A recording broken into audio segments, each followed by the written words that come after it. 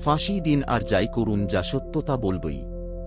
সুলতান আলাউদ্দিন খালজি তাঁর প্রধান কাজীকে দরবারে আহ্বান করলেন। কাজী দরবারে উপস্থিত হলেন। সুলতান জিজ্ঞেস করলেন, দুর্নীতিপরায়ণ কর্মচারীদের বিকলাং করে শাস্তি দেওয়া যায় কি না? কাজী নির্ভীক কণ্ঠে উত্তর দিলেন, এরূপ শাস্তি ইসলাম বিরুদ্ধ। এই উত্তরে সুলতান মনক্ষুণ্ণ হলেন। তিনি আবার জানতে চাইলেন, দেবগিরি থেকে আমি যে ধন সম্পদ লাভ করেছি তা কি আমার না জনসাধারণের?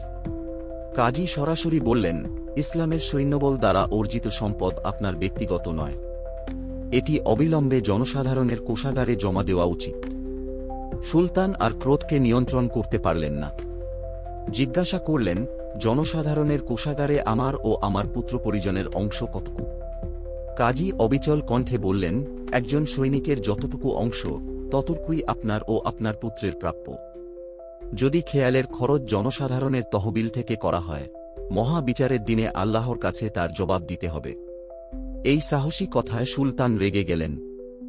চরম শাস্তি দেবেন বলে সুলতান তাকে শাসালেন। কাজী ধৈর্য ধরে বললেন, ফাঁসি দিন আর যাই করুন, যা সত্য তা বলবই। দরবারে উপস্থিত সবাই কাজীর অদম্য সত্যনিষ্ঠা দেখে ভয়ে হাতকুল বাঁধল। পরদিন কাজী আবার দরবারে হাজির হলেন। এবার সুলতান কাজীকে সসম্মানে গ্রহণ করলেন।